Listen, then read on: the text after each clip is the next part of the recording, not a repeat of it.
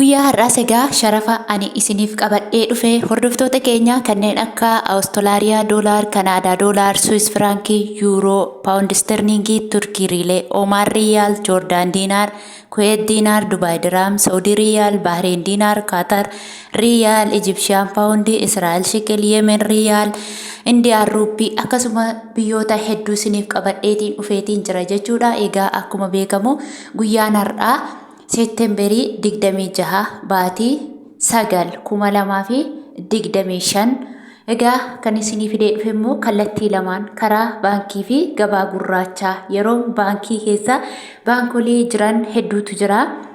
Isaan keessaa baankii keessaa kan isinii fidee dhufe Commercial Bank of Ethiopia yookiin immoo baankii daldala Itoophiyaa kan jennu jechuudha.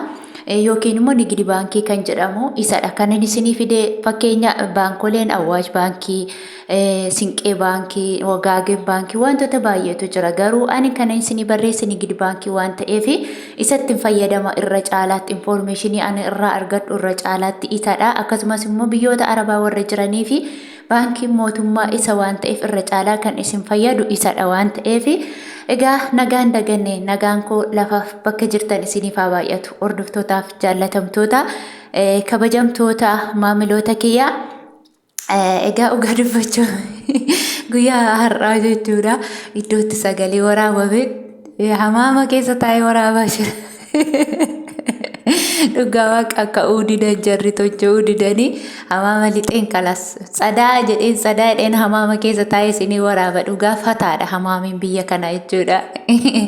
Innaa egaa jalqabarraa yoon isinii ka'e jechuudha guyyaa har'aa Ameerikaa doolaarri tokko 166.31 oolee jira jechuudha. Isa eengaddaarraa har'a homaan jedhu sharafni karaa gabaa gurraachaatiin jechuudha.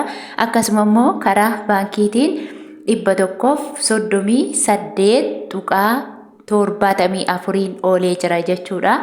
Innitti aanummaa Awustiraaliyaa doolaaridha. Awustiraaliyaan doolaarri tokko karaa gabaa gurraachaatiin 108.88 oolee jira.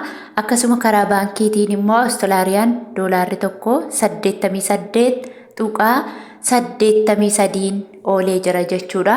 Innitti aanu Kanaadaa doolaaridha. Kanaadaa doolaarri tokko karaa gabaa gurraachaatiin 119.12 oolee jira.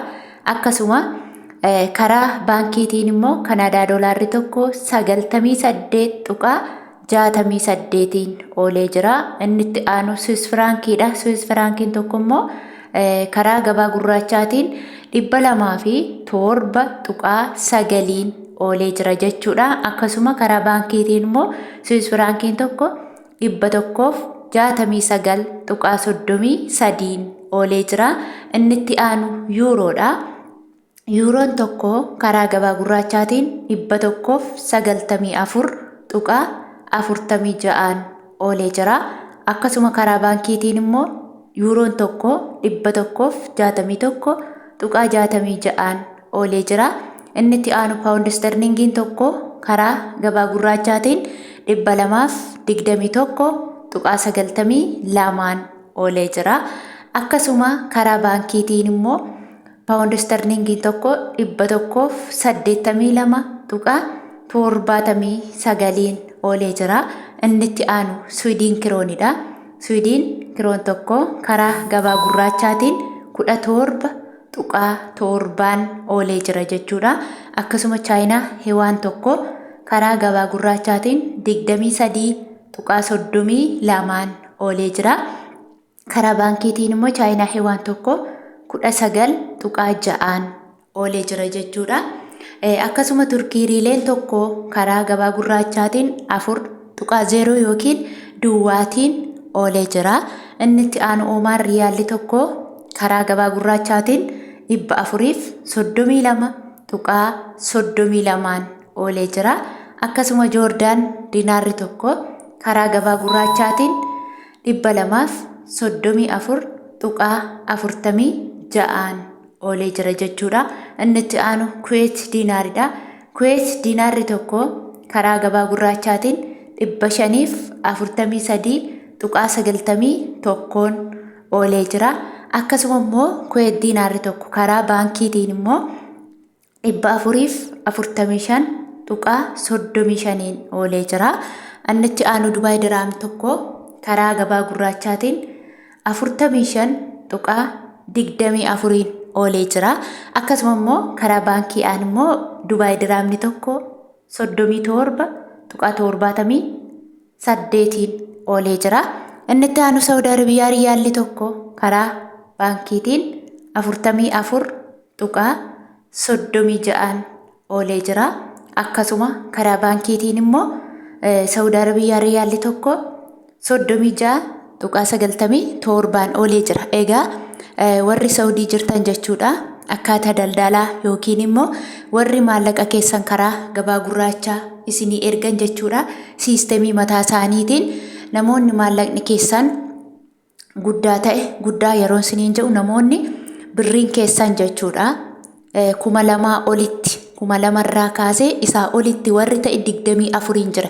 24 jechuun immoo riyaalli Saudi Arabiyaa tokkoon ishee birri Itoophiyaa 42 jechuudha. Kanaa gadiittiin ergatiina namni kamiyyuu jechuudha. Kanaa gadi yoo isinii ergan dhugaan ergatiina of harka kaawwadhaa qassi ja'a suuta ja'a guyyaa barbaadan ergachuu dandeessu jechuudha. Akkaataatti baay'isattan immoo isinitti meetiin jira. Fakkeenyaaf 3,000 yoo qabaatte 3,000 baay'isuu 1,000 hiruu 24 yoo jette namni tokko si daguu hin danda'u jechuudha.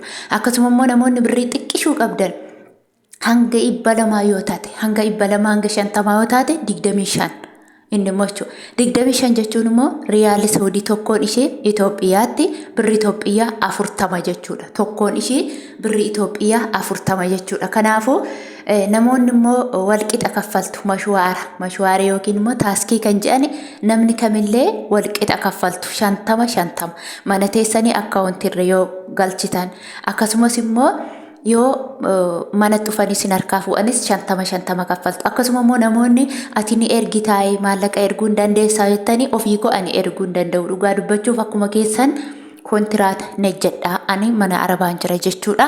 Darbee immoo nama beektu immoo yoo qabaatte kan jettan immoo warreen nama beektu yoo qabaatteettan namoonni rakkattan immoo kanaan dura viidiyoo isinii jedheen jira lakkoofsa isaa isinii kenneen jira. Ammoo namoonni lakkoofsa sana hin agarre immoo feesbuukii kootiin abbeeloof jettanii haay hin jedhiin azim jettanii haay yoo jedhe hiikan qabu. Yoo agxanii kana rakka'een jira kana na gargaaruu dandeessaa hojjettanii sagalee keessa yookiin barreeffama barreeffattan isin gargaaruu nan danda'a jechuudha.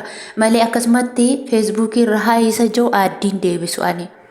Hundumtuu haay jedha malee haay maal barbaacha dhufee namichi kun dhimma dhufee hin beeku waan ta'eef zim jedheen addiin deebisu. Dhimma qabda taanaan akkas barbaadeera kana argachuu danda'a si biraa kana na gargaaruu dandeessaa hojjettan waan isin gargaaruu danda'u yoo ta'e naan isin gargaara. Piroofaayiliin koo isuma yuutuubii koo irraati maqaan illee isuma yuutuubii koo irraati jechuudha. Innitti aanu Bahrein diinaaridha. Bahrein diinaarri tokko karaa gabaa gurraachaatiin 441.25 oolee jira karaa gabaa gurraachaatiin. Akkasuma Kaatar riyaalli tokko karaa gabaa gurraachaatiin 44.31 oolee jira jechuudha. Innitti aanu Israa'el shiqil tokko karaa gabaa gurraachaatiin 49.75 oolee jira. Akkasuma Ijipshiyaan paawundiin tokko karaa gabaa gurraachaatiin 3.45 oolee jira. Innitti aanu Yemen riyaalli tokko karaa gabaa gurraachaatiin 0.64 oolee jira. Akkasuma Indiyaan ruupiin tokko karaa gabaa gurraachaatiin 1.87 oolee jira jechuudha. Hordoftootaaf jaallatamtoota kabajamtoota maamiloota kiyya viidiyoon koo yoo isinitti tole hundi keessan illee laayik gochuun sabskiraayib gochuun maatii koo ta'uu hin dagatinaa. Turtii gaarii.